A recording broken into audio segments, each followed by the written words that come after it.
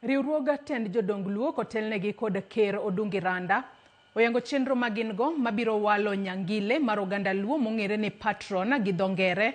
Chenro no magiwacho ni dhi timo kendo land machiegni kod ker Odungi.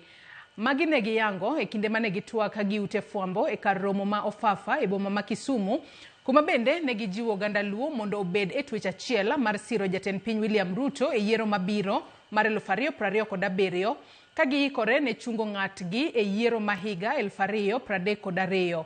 E kinde no bende ne gilando rapar mar mosenindo Raila Amolo Odinga tarik 15 dwe mar 10 kaachiel gi romo mar joluo motisi ni Piny Luo Festival mabiro timore e kaunti ma Kisumu e tielo mar 5.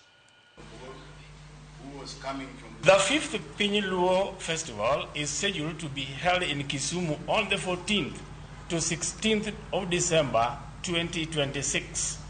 And the theme of this year's festival is celebrating the Luo cultural evolution and dynamism.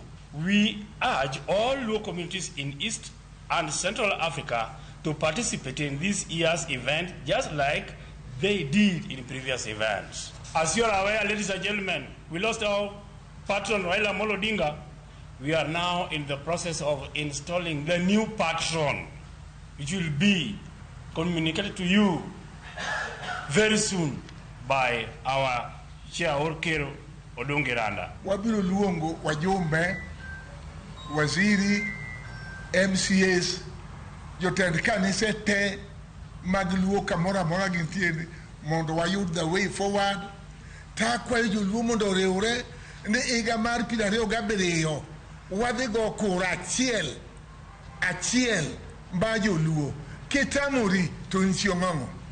Oganda Luo Raila Joseph wadhot wadwaro mondo wate Ruto, wabiro dwaro ng'atwa, wabiro kwa Ruto mondo wa support e higa mar 2032 wabiro golo yawuoyi, wan gi yawuoyi mabith ba malo.